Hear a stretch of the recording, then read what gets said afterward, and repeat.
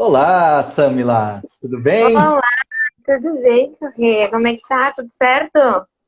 Tá tudo certo aqui, bah. Mas bate, tá louco, né? Samila, muito obrigado, primeiramente, aí por ter aceito fazer uma live para falar de educação, né? Você que tem uma história de vida, né? Onde você mesmo fala que a sua história de vida é a educação, né? Então, para mim, eu fico muito feliz porque nosso país precisa realmente saber qual é a importância da educação de fato e, além disso, saber o que é cidadania. Né? Então, por favor, conta um pouquinho aí de você para o pessoal. Oi, pessoal, tudo bem? Primeiramente, querendo agradecer esse teu convite. É muito legal a gente fazer uma reunião aí, pessoal do Novo e de estados, né, diferentes. Isso é ter uma outra perspectiva, um outro olhar. Para o pessoal que está na minha página também acompanhando, o Correia que é pré-candidato, né, ao Partido Novo também para vereança, isso? Exatamente, aqui por São Paulo. Que show! E eu, então, gente, também sou pré-candidata por Porto Alegre. Sou Samila Monteiro, tenho 24 anos. Atualmente aí estudante de Direito numa universidade privada. Digo privada porque eu tenho toda uma história, né? Do porquê privada. E também o que eu tenho para dizer para vocês que eu estou quase me formando em Direito, né? Pretendo me formar agora, a pandemia veio, mudou algumas coisas. Mas também aí a gente tem mais uma experiência, né? A diferença da pública para a privada, inclusive em tempos de crise, em tempos de pandemia, a gente tem aí, eu digo, se o abismo entre público e privado já existia, agora muito mais. Isso a nível de universidade existe, mas a gente sabe que é um cenário diferente, mas em creches, vamos pensar assim, em escolas estão sofrendo muito. Escolas de ensino fundamental, ensino médio, a pública a gente já sabe que ela vai atrás, que existe um abismo entre ela e a privada, e em pandemia, digamos que isso aumenta. Né? Então, já que queres que eu conte agora um pouquinho da minha história, ou como é Sim, que a gente faz? lógico. Lógico, tá todo mundo ansioso para saber a da Samila. Ah, então tá bom. Então, assim, gente, o que eu tenho para dizer para vocês é que eu sempre estudei em escola pública e eu passei por algumas escolas, né, devido ao próprio trabalho do meu pai. Então, eu fui em escolas de várias cidades do estado do Rio Grande do Sul. Então, eu tenho experiência de escola pública de interior, de escola pública mais da área aqui da região metropolitana e algumas escolas por onde eu já passei. Então, eu digo para vocês que quando a gente chega no terceiro ano do ensino médio, sempre aquela pergunta: meu Deus, o que eu vou ser, o que eu vou fazer? E aí eu nunca vou me esquecer que eu tive excelentes professores, tá? Eu tive bons professores na educação pública, mas vamos dizer que a espécie, a gestão pública, ela, por mais que a administração pública tenha um princípio, o princípio da eficiência, que veio emprestado da iniciativa privada, da administração na iniciativa privada, quando esse princípio chega para se estabelecer de fato na administração pública, a gente tem um problema. Por quê? Porque o mecanismo é todo engessado. E não adianta tu trazer um princípio para trazer mais celeridade se a administração toda é engessada. Então, o que a gente vê às vezes são professores excelentes, professores bons, mas que não recebem bons incentivos e não conseguem se destacar do mau professor. Então, aí a gente já tem um salto e uma grande diferença nesse sentido. Então, logo que eu estava numa aula uma vez, e um professor disse assim: olha, e meu sonho era fazer medicina. E meu professor disse assim: olha, se alguém aqui tá pensando em fazer medicina, eu digo para vocês, medicina, sendo mulher, sendo negra, acredita que ele falou isso? Eu disse, tá, será que ele sabe que eu quero fazer medicina? Ele disse assim: e com a educação que vocês recebem, eu vou dizer que é quase impossível vocês conseguirem realizar o sonho de vocês de ser médica. Acredita que ele falou isso? Nossa Senhora, gente. Aquilo, gente, foi assim, um soco na boca do meu estômago, assim. Mas como eu gosto de desafio, eu disse, então eu queria antes, agora eu quero muito mais. E os meus colegas já me olhando de canto aqui, né? Samila agora vai começar a debater com o professor, né? Porque eu já tinha uma estudante de direito dentro de mim desde cedo. E aí eu disse assim, não, internalizei aquilo e chorar assim nunca foi comigo, assim, né, agora, o que será de mim? Não fui criada pra isso, correto. E aí eu comecei, eu disse, não, vamos lá. Só que o que acontece, gente? Muita greve. muita greve, claro que professores querendo reivindicar o que eles acreditam, ok, né? Mas a questão é que isso realmente para o aluno é um baita de um problema.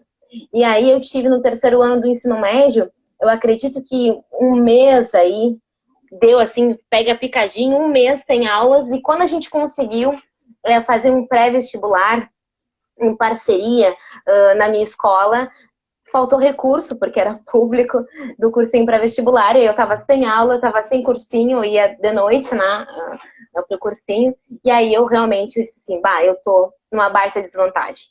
E aí eu vi, não, ele não é que aquele professor tinha razão em 100%, ele disse que a realidade era impossível, eu sei que é difícil, mas está se apresentando muito difícil. E aí eu comecei a estudar, via vídeos no YouTube também, e aí eu recebi, eu acho que isso foi no outro ano seguinte, a aprovação para Federal, Enfermagem Federal de Rio Grande.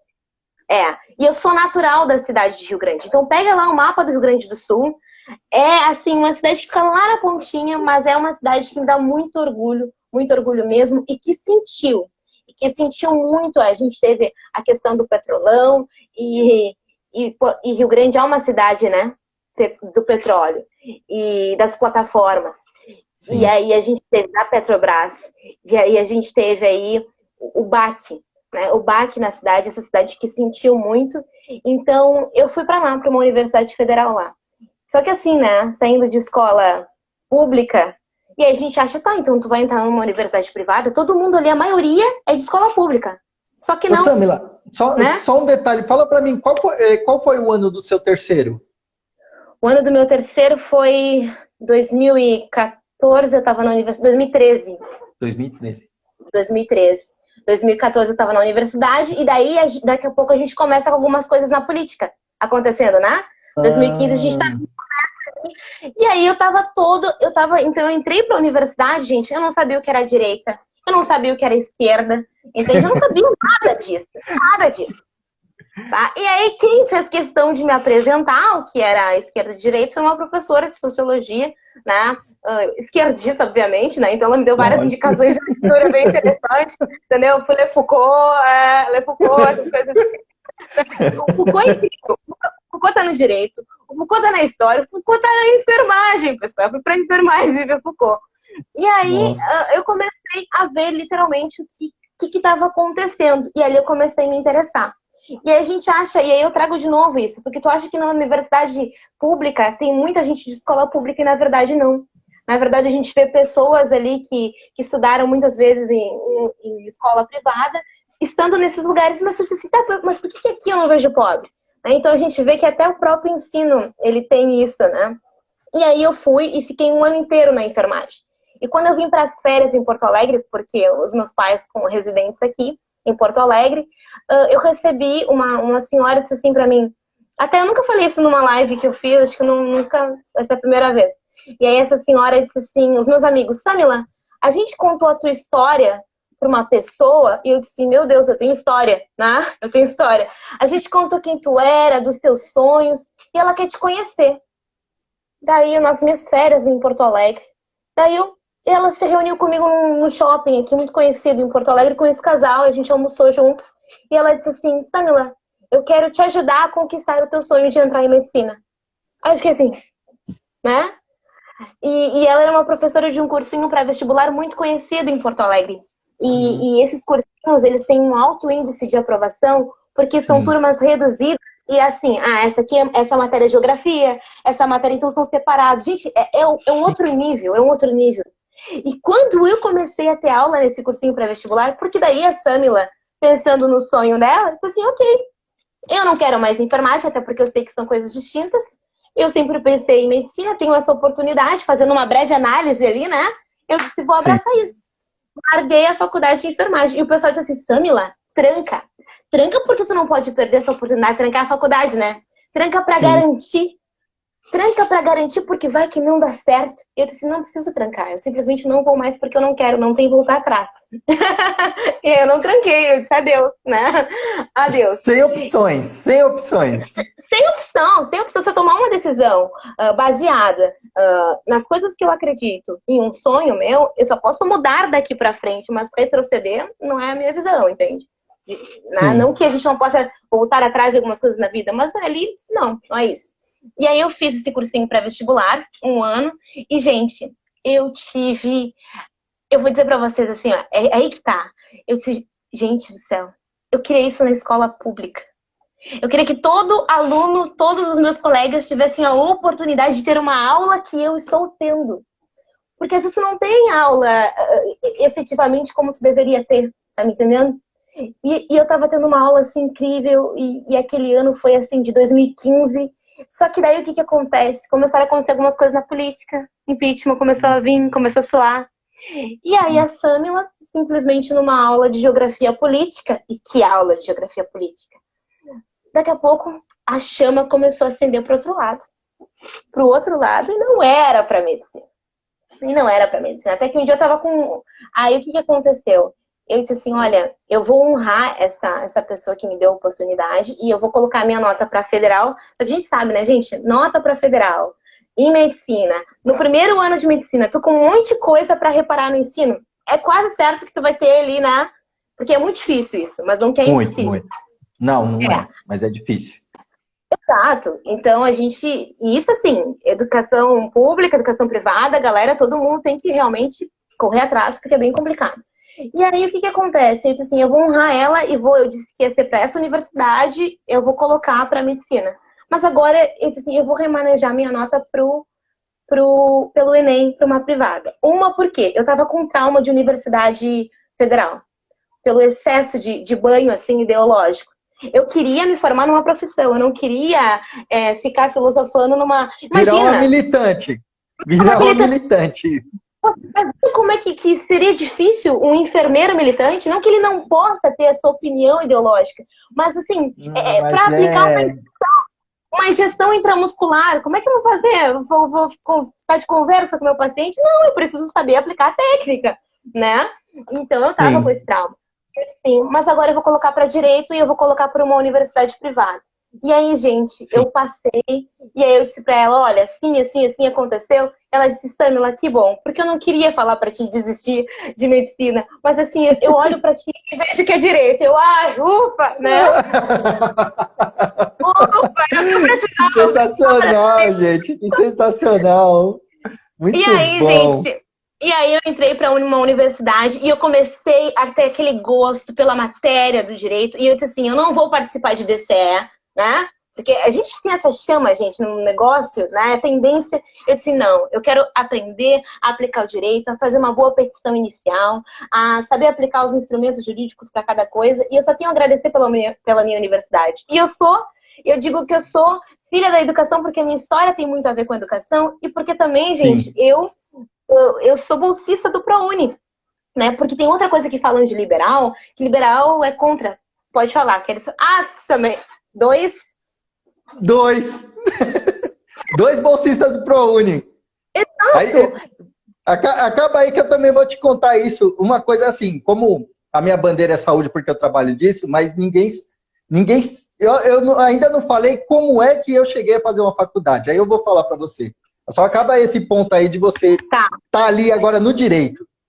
Aí no direito, só que assim, começou, e aí eu disse assim, agora eu estou num ambiente neutro, eu digo de neutralidade científica no sentido de não querer me puxar pro outro lado, entendeu? Mas de professores que apresentam a sua posição e disse, isso aqui é a técnica, essa aqui agora é a minha opinião. Gente, que honestidade intelectual.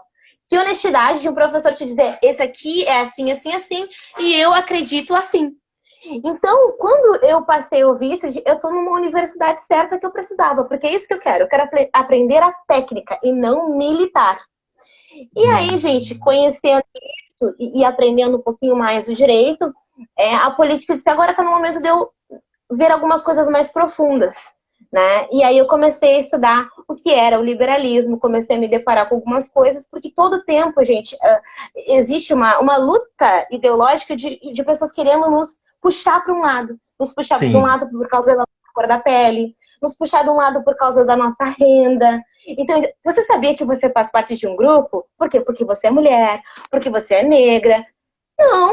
Não é assim que deve ser. Então, eu comecei a estudar sobre isso e automaticamente a política foi chegando na minha vida pela porta certa.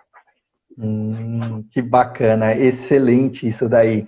Assim, né, eu vou falar um pouquinho para o pessoal aí também que é da sua audiência sobre mim, né? Eu geralmente começo me apresentando, né? Falando, meu nome é Correia Júnior, tenho 37 anos, sou da área da saúde, né? Faço gestão de saúde, tenho uma empresa e tudo mais, mas eu quero começar falando sobre a minha educação, né? Também, desde pequeno, sempre estudei em escola pública, né?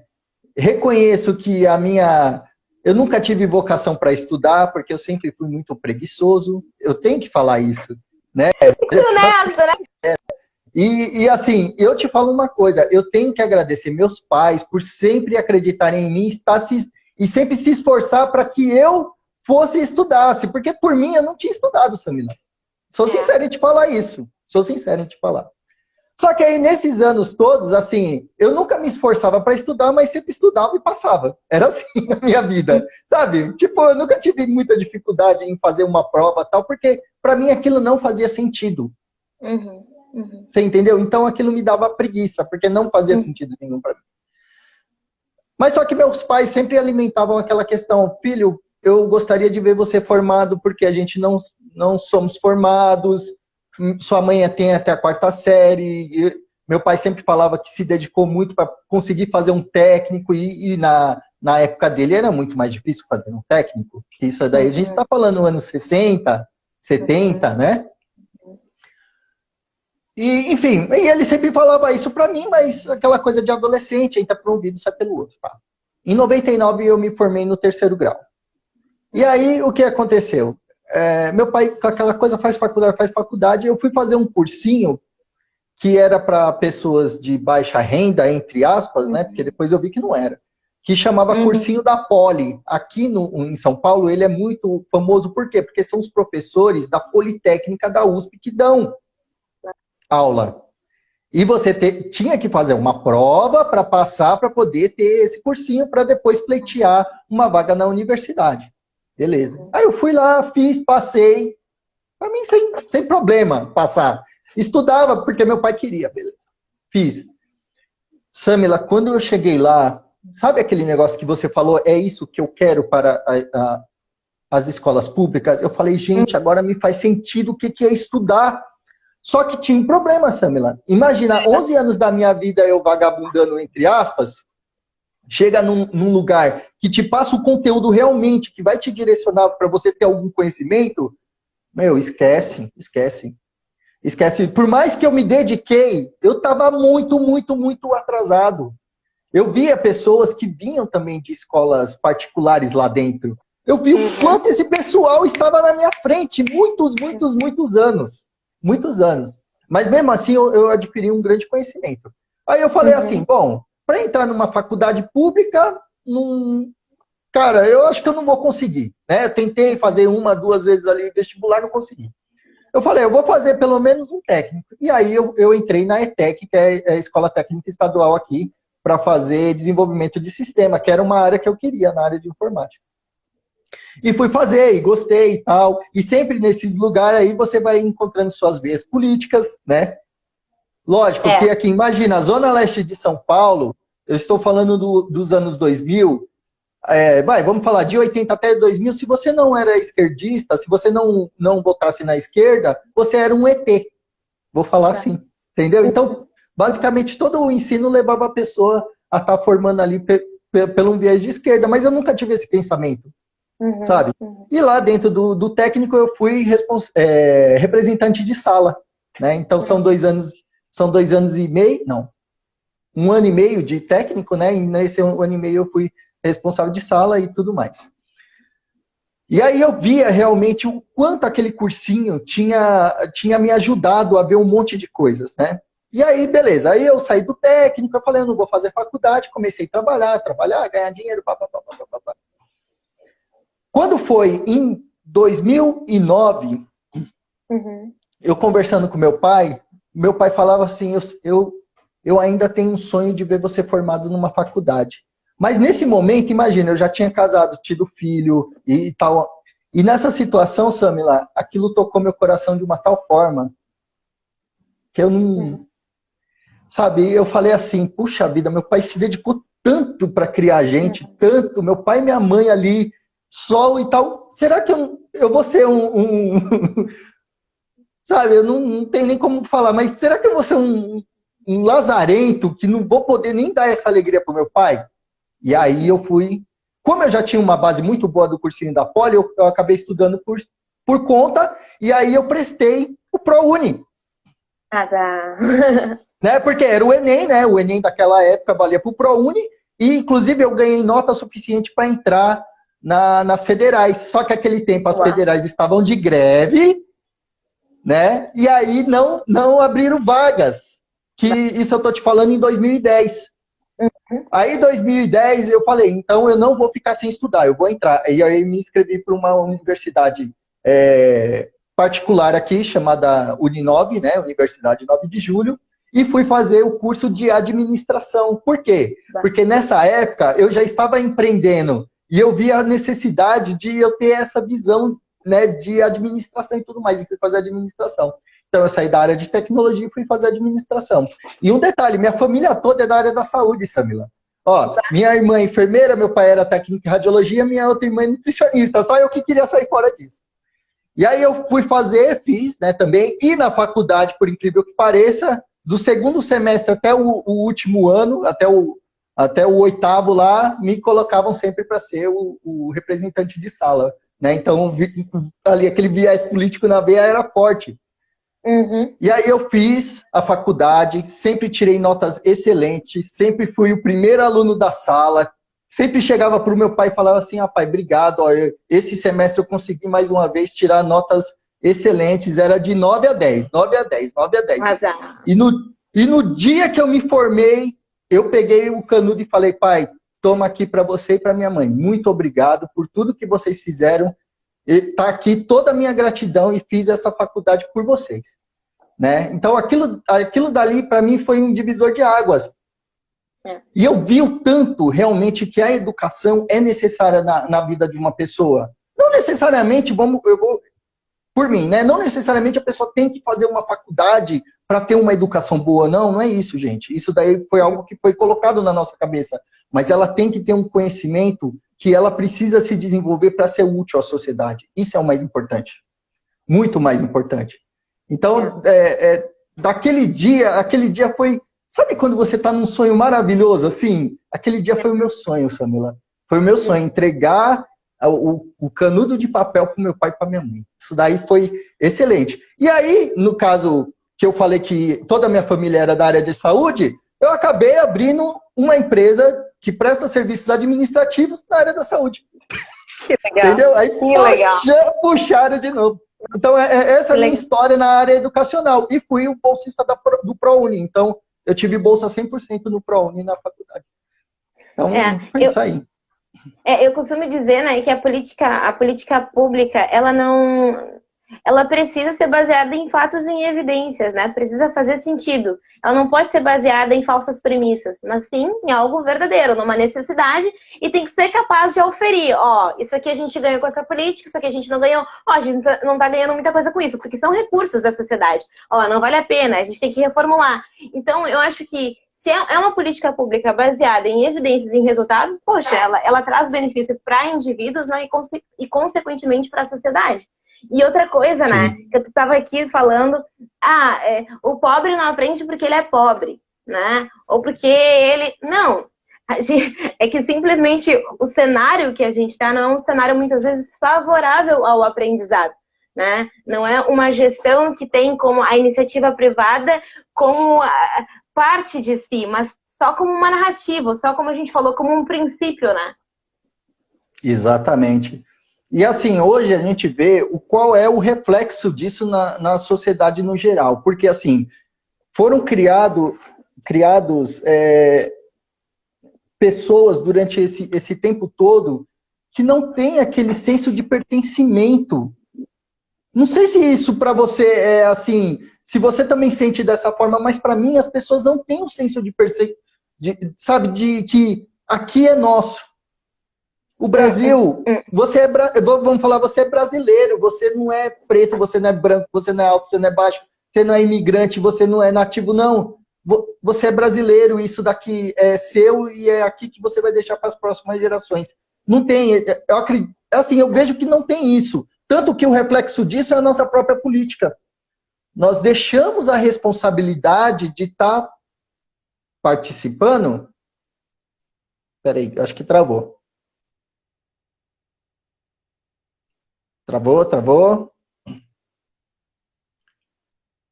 Opa, voltou? Deu? Voltou. Tinha tá aqui, voltou. Então, deixa eu só voltar aqui a linha de raciocínio. Assim, a gente não tem aquele senso, né, de pertencimento. E criou-se gerações exatamente com essa questão. Olha, o negócio aqui é tão ruim, vai cuidar da sua vida e deixa esse negócio de política de lado.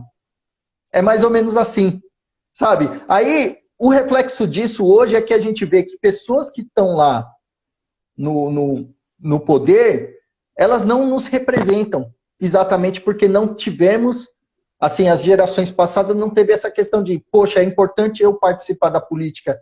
Aí falam, mas faltou cultura, faltou educação. Não, gente, não faltou valores. Qual é o valor do brasileiro? Eu acredito que isso faltou muito. E eu tenho certeza que isso é um senso que você cria conforme você vai se educando e vendo qual é o seu papel na sociedade, quem é você dentro dessa sociedade. E é algo que a gente não tem isso desde pequeno. É verdade. E tu foi falando assim, eu fui pensando, como se fosse um filme, tá? O pessoal aí, ó, da Netflix, né? Fazendo propaganda, que isso, que absurdo, sabe? Mas aí hoje eu vou ver um filme, né? Talvez o filme do brasileiro hoje seja um filme de terror. Eu não gosto de filme de terror porque eu não saio bem, tá? Depois de ver. Tem gente que, eu vi um filme de terror maravilhoso. Eu não consigo, tá, gente? Desculpa. Então, talvez o filme do brasileiro, o filme de quem mora em São Paulo, o filme de quem mora em Porto Alegre hoje tá um filme de terror. É um filme de terror pelas questões financeiras, tá um filme de terror por causa das questões de saúde que estão passando, de desemprego, de incerteza, de insegurança. Só que até um tempo atrás, um pouquinho antes da pandemia, a gente via esse filme de terror na televisão. O Outro, né? O Outro está passando. A pandemia parece que trouxe esse cenário para a nossa vida. Agora eu estou no filme de terror, eu não estou mais assistindo o filme de terror. E quando eu vejo política nisso, no sentido de não uma política suja, mas a política como uma ferramenta para transformação, a política ela não é uma coisa em si, ela precisa estar em alguém. Né? Então, se ela está no cidadão que tem princípios e valores, esse cidadão, quando se mover, ele vai ser o indivíduo que gera a mudança na sociedade, que gera o valor. Então, acho que essa pandemia também, trazendo esse cenário, sabe? Ela nos colocou como parte. Antes a gente tinha dificuldade de ver, porque estava longe, porque estava na TV. Agora a gente sabe, a gente vive. Então, eu acredito que a educação, ela nos dá ferramentas para que a nossa mente filtre algumas coisas.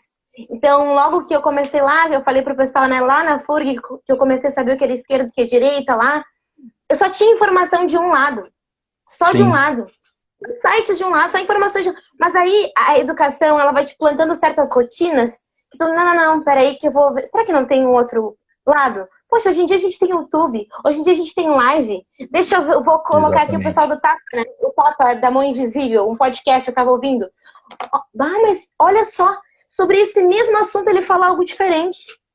Então, hoje em dia, a internet também está nos aproximando, né, e nos trazendo o outro lado, o que é extremamente importante. E por isso que eu digo que a educação, ela extravasa a sala de aula. Né? Ela se torna um estilo de vida. E eu acho que nós, como Sim. brasileiros, estamos não só... Eu não vou falar a nível de mundo, eu vou falar a nível de Brasil. Porque a gente está no Brasil aqui e a gente está tendo uma oportunidade de ter uma educação diferente. Uma educação que não é uma educação formal. Por que não é uma educação formal? Porque agora crianças estão em casa, jovens estão em casa, não podem ir para a escola. Alguns da educação privada estão tendo, né, via sistema remoto, mas muitos estão em casa. Então, acho que é uma oportunidade de nós nos educarmos de uma forma diferente, de uma forma que não é formal como era antes. E aí, isso me lembra uma outra coisa, que a educação pública, além de tu sair atrás, como tu mesmo disse que te sentiu, tá, tô lá atrás. Como eu me Muito. senti numa aula de química, guri do céu. Nossa, era Química no, horrível. e no cursinho pré-vestibular, eu amei química, tá me entendendo? Eu disse, que Sim, é isso? Sabe, o que é isso? exatamente. Só que daí o que acontece? Além da gente sair atrás na educação pública, a gente sai atrasado, lento. Lento. E aí, o que a Muito. gente acontece? Aí dizem assim, não, mas agora a educação pública vai ser toda remota. Coloca um aluno, porque não são todos, que tem internet e um computador, tá? Que não são todos. Não. Ele não consegue penetrar e buscar as informações e transformar em conhecimento, Não. porque ele não está preparado para isso. Então, além de sair atrás, ele sai lento, porque ele está com o mundo na frente dele e ele não sabe como digerir aquele mundo. Exatamente. E também não vai ter o suporte da própria família, porque a família também não foi preparada para aquilo. Exatamente. Exatamente. E aí, eis a questão, como fazer, né? Então, assim, eu vejo a necessidade também do próprio currículo mudar, porque depois pensando um pouco, Samela, o currículo tradicional, para mim, era um tédio. Não era que eu era preguiçoso, era um tédio. Para mim, não fazia sentido nenhum. Por isso que eu nunca me interessei em estudar nesse período do primeiro até o ensino médio, que era na minha época, sabe? E a gente tem que criar pessoas para o mundo. Não é pessoas para apertar um parafuso, não é pessoas para, sei lá, fazer alguma atividade, não. É a pessoa para ser cidadã, para que ela saiba a existência dela, que ela saiba a existência do outro, que ela tem que conviver com as pessoas, que ela tem que saber dialogar com as pessoas, que ela tem a responsabilidade de cuidar das coisas dela para poder respeitar o outro, o espaço dela, o espaço do outro. Então, esse tipo de coisa que eu vi que se perdeu. E ficaram falando muito em matéria. Não, você tem que estudar para você passar no vestibular, para você ter um diploma, para você ter um emprego melhor para ganhar dinheiro. E a vida não é isso. Não é isso. Você tem condição de ser muito mais, você tem condição de ser muito maior do que só simplesmente fazer um curso para ganhar dinheiro, para poder ser rico, para poder ter as coisas. Isso não é verdade. Você pode ter tudo isso e ser uma pessoa muito maior. Então, a educação tem que ir por esse caminho, no meu ver. Né? E hoje em dia, a gente vê que não. Hoje em dia, se você não cair para o lado de você ganhar um curso para ser um militante de esquerda, o outro lado vai falar que você precisa ser bem-sucedido para ter um bom emprego, ter um bom salário e ter coisas. E na realidade não é isso, né? Então tem que ser muito mais educação, que é algo que a gente, graças a esses aparelhinhos aqui, a gente consegue se linkar com as pessoas e ver informação, filtrar a informação do jeito que ela é, não pelo que os outros passam. Então isso daí para mim é maravilhoso e eu acredito que essa geração para frente vai ter muito mais possibilidades aí de desenvolver coisas maravilhosas, principalmente aqui no Brasil. É uma terra de gente maravilhosa e muito criativa. Muito criativa, e claro que tem coisas que não favorecem o nosso cenário, né? Porque a gente tem um brasileiro muito criativo, mas o brasileiro gênio, daqui a pouco ele pega, faz as malas e diz tchau, né? Porque tchau. Simplesmente ele teve uma grande ideia, para abrir uma empresa dele, ele leva dias e dias para abrir uma empresa. Quando ele se depara com o sistema tributário totalmente engessado, ele diz, o que é isso? Bendita a hora que eu fui abrir uma empresa. Então, eu acredito que nós temos que incentivar. Bom, tu tem muito mais domínio para falar disso do que eu, mas eu acho que a gente tem que incentivar um espaço de liberdade. Um espaço de liberdade econômica, que é o que o Novo fala. Né? A educação está muito ligada com liberdade econômica, porque a tendência é que quando a gente tem educação sobre um determinado assunto, que a gente pegou uma habilidade, eu acredito, tá, que todo mundo que está assistindo a live, que todo mundo que vai assistir essa live, e aqueles que nunca vão ver nossa live, todos têm uma capacidade. Tá? Todos têm alguma habilidade que, ao ser desenvolvida, pode sim prestar um serviço para a sociedade, seja ela intelectual, seja ela, eu digo, de corpo mesmo, sabe, de esforço físico, que também pede um intelectual, né? Então, o nosso capital humano, a gente tem isso. Então, eu acredito que isso, quando se depara com a educação, forma um baita potencial. Baita, né? Eu sou gaúcha, pessoal. Isso é verdade. Olha, o pessoal do Rio Grande do Sul, aliás, vamos falar do Sul no geral, eles têm uma outra cultura. Eu vou falar por quê? Porque você vê as empresas do Rio Grande do Sul, não me desfazendo dos outros locais aqui mesmo de São Paulo, que é uma terra de empreendedores, mas você vê que o pessoal aí preza pelo capricho.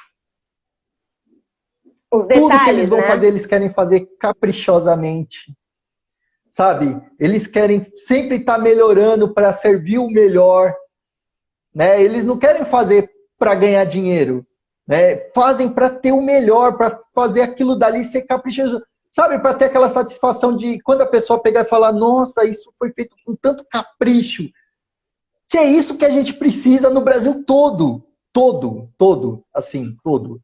E eu acho sensacional. E é isso que deveria ser ensinado. A gente não vai nascer sabendo isso, né? Mas sabe aquela coisa de, não, fiz errado, vou fazer de novo até ficar bonitinho? Eu gosto muito disso, porque meu pai era desse jeito, sabe? Meu pai, ele tinha essa questão, sabe? Ele começou a vida dele sendo ajudante, né, aqui na prefeitura de São Paulo, sendo pessoal que assentava guia, sabe? Carregava coisa, e ele foi desenvolvendo, foi para dentro da marcenaria, e lá ele encontrou um mestre, coisa que hoje é difícil a gente ter. Sabe aquela pessoa que vai ensinar a fazer a coisa direitinho com capricho? Ele encontrou lá um mestre, marceneiro, que ensinou ele a mexer com madeira, em como fazer móveis, em como arrumar. E aí ele foi fazendo isso, e ele era muito caprichoso. Os móveis todos da minha casa, sabe? Armários, tudo. Foi ele que fez e me ensinou a fazer também, né? Com capricho. Então, eu vejo essa importância de ter isso dentro da nossa educação. E muitas vezes, é aquilo que eu repito de novo, só querem ensinar matérias, não como ser um cidadão, não como ter zelo, não como se preocupar com o próximo, ou servir as pessoas da melhor maneira. Exatamente, estava lendo ali, tu estava falando, estava te ouvindo e lendo aqui o pessoal. O gaúcho se orgulha pela família e tradição. Eu me orgulho realmente, acho que a história do Sul é uma história de conquista, e eu tenho orgulho de ser gaúcha, e tenho orgulho também, eu me sinto parte da história, porque uma outra coisa que a esquerda tenta fazer muitas vezes é colocar o negro assim como um objeto de, olha só, eu já vi isso, tu quer participar aí da semana da tradição gaúcha, mas olha o quanto te oprimiram. Eu tenho orgulho de ser parte dessa história, entende? Não orgulho do que passamos. Quantos anos você tem? Eu tenho 24 anos. Não, mas os caras estão falando coisa de 200, 300 anos atrás, o que você tem a ver com isso? Exatamente. A gente já teve alguns episódios aqui, alguns episódios relacionados a isso, sabe? Mas eu acredito que o que foi de feio na história, está marcado para que não façamos o mesmo, ou não façamos semelhantes, né? A gente não segregar de um modo diferente, acho que isso é terrível. E eu, tipo assim, eu tenho orgulho de ser gaúcha, faço parte dessa história, e no acampamento Farroupilha, pessoal, eu me visto de prenda e não tô nem aí com o meu chimarrão. Excelente. Boto saia de prenda e é isso aí, tô eu lá no acampamento Farroupilha, mas esse ano realmente a pandemia veio, a gente não... aglomerações vão ser evitadas. Eu não sei se tem mais alguma pergunta, não sei se o pessoal tá perguntando também aí. Teve uma moça que falou aqui, oi, pode me responder, é a Manuela, mas em vez dela mandar a resposta na caixa de perguntas, a pergunta na caixa de perguntas, ela deve ter perguntado aqui mais para frente, mais para trás, deixa eu ver aqui. Parararará.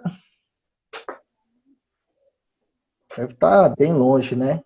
Enfim. A gente... o pessoal ainda se habituando, né? Em vez dela colocar a pergunta na caixa de pergunta, não. Ela colocou a pergunta no negócio e falou, me responde, mas passou, tá? Bom, Samila, você quer deixar suas considerações finais para ir para o pessoal?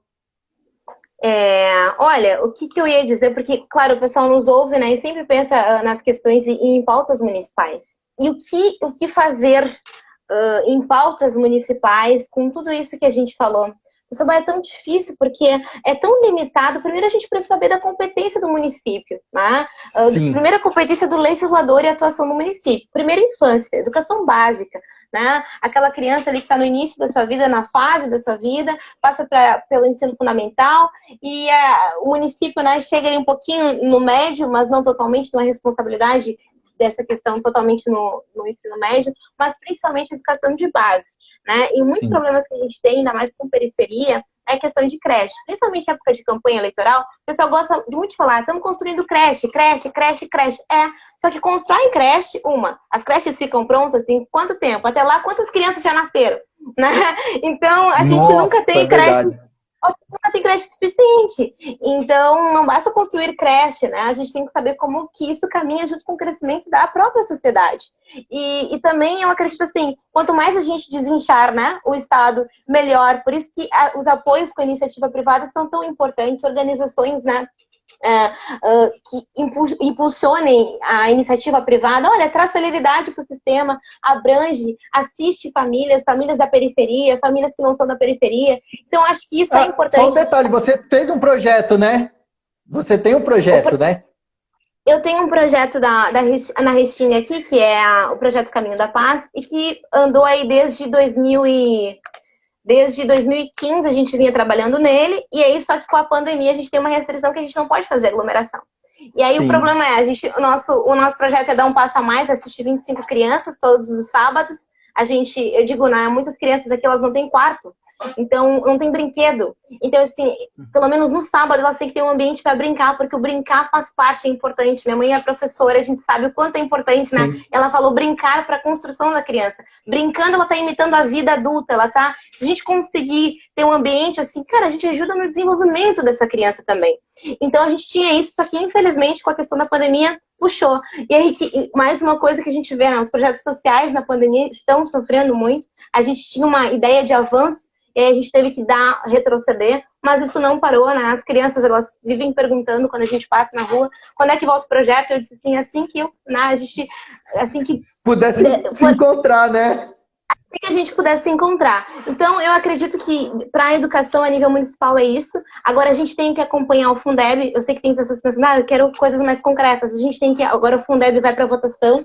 Em agosto, ele vai ser votado no Senado. A gente tem que ver essa redação final, como é que vai ficar, para ver se a gente vai ter espaço para iniciativa privada com o público, parcerias público-privada. Então, a gente também depende muito do Fundeb, que é o principal fundo para a educação básica, né, no Brasil. E eu acredito que é isso. Priorizar o investimento na primeira infância e mensurar os resultados pós-pandemia. Porque a gente precisa saber como é que vai estar o dia, qual que vai ser, sabe como chegar no médico. Eu vou no médico e ele vai ver como é que está a minha saúde, ele vai me mandar fazer exames. Isso. Depois da pandemia, a gente vai precisar fazer exames em vários setores, né? Em vários setores de São Paulo, de Porto Alegre, do Brasil inteiro, e a educação é um deles. A gente vai precisar analisar como é que estão essas crianças, como é que está o aprendizado, o que a gente vai precisar fazer. Então, como uma pauta municipal, eu acredito que quem vai se ocupar disso no ano que vem vai ter que analisar o cenário e vai ter que tomar decisões com base em dados, em evidências, e toda a política pública que fizer saber, olha, esse recurso daqui está saindo da sociedade para a sociedade. Então tem que fazer um uso aí de responsabilidade, sempre passando por princípios e valores de liberdade, que é algo que a gente faz. Então seria isso. Considerações finais. Samela é pré-candidata a vereador aí, né, em Porto Alegre, certo? Isso, exatamente. Esse ano, gente, então quem é do Rio Grande do Sul, por favor, uma excelente pessoa aí para votar para a questão de educação. Excepcionalmente, esse ano vai assim, ser um divisor de águas totalmente. Então, ter gente preparada como a Samela é fundamental. Então, Samela, gostei muito do nosso papo. Realmente, essa questão da educação, por mais que eu fale de saúde, aonde a saúde tem que começar na educação, porque a prevenção é o melhor jeito de você fazer saúde numa população, é a prevenção. E isso só é capaz quando a pessoa tem educação. Infelizmente é isso. Não tem outro jeito de fazer. né? Senão ela não vai saber como usar um equipamento de saúde, ela não vai saber como proceder para poder se cuidar, sabe? Isso tudo tem que ser passado na educação. Algumas famílias a gente sabe que não tem condição de passar essas informações, e infelizmente a condição da escola ainda é onde a pessoa vai buscar essa informação e ser formado um cidadão, né? Então, gostaria muito de agradecer. Fala suas redes sociais aí para o pessoal poder entrar e te seguir. Twitter, Facebook, Instagram é Samila PMT, exatamente como está aqui no cantinho, na parte superior aí da nossa live. Samila PMT, segue lá e eu sigo vocês também. Muito obrigada, viu? Então tá bom, pessoal. As minhas redes sociais é @correiajrst, e aí você vai me encontrar no Facebook, Instagram, Twitter e mais alguma coisa aí que eu não lembro, é muita rede. Então, e já te convido ao público, né? Um abraço para Carla Baroni, que está nos acompanhando, para Kelly, pessoal que está com a gente nessa aqui em Porto Alegre. Para fazer uma live comigo também, sobre um tema que se sentir super à vontade, tipo saúde. Que não é uma foto explícita, né? Que a gente trata, que eu penso em tratar, mas como não adianta, isso vai vir, a gente tem que tratar, a gente tem que falar. Então, eu gostaria muito de te ouvir também. Ah, legal, legal. Eu falo bastante sobre saúde, principalmente como as pessoas deveriam usar os equipamentos de saúde, e assim como a educação, a gente é muito engessado aqui no município, mas a gente tem que fazer alguma coisa com o que a gente tem nas mãos, né? Esse é um princípio da administração, né? Então, o que tem na mão, você se vira. Então, eu quero realmente colaborar, né? Eu não sei se você sabe, uma parte da minha história que me levou a ser candidato foi a morte do meu pai. Depois de 30 anos trabalhando em hospitais públicos, aí ele não foi atendido depois de um assalto, né? Ele defendeu a família, os caras esfaquearam ele, e logo o hospital que ele trabalhava, que ficava a 1 quilômetro de casa, não atendeu ele. Então eu achei isso uma tremenda injustiça. Foi aí, né, que eu decidi ir para cima, sendo que eu já era afiliado do Novo desde 2016. Quando eu cheguei no Novo aqui, era tudo mato, como dizem, né? Só que aí em 2018, realmente, eu quis fazer alguma coisa a mais em memória do meu pai, realmente para trazer justiça, porque é uma condição que eu não desejo para nenhuma família, se sentir injustiçado. E meu pai, um servidor, literalmente, uma pessoa que viveu 30 anos servindo, não entrava em motim, não entrava em greve, ia trabalhar com febre, às 4h30 da manhã, com 73 anos, saindo para trabalhar, teve essa situação horrível de sofrer um assalto e defendendo a família, não deixou os caras entrar, mas, enfim, faleceu defendendo a família, não teve um atendimento no sistema público de saúde. Então, com certeza, eu vou querer fazer uma live com você e falar mais sobre isso, tá bom? Com certeza, está super convidado. Obrigada, gente, por tudo e por nos acompanhar até aqui. Obrigada mais uma vez pelo convite. Obrigado, viu, Samila? Tchau, tchau. Tchau.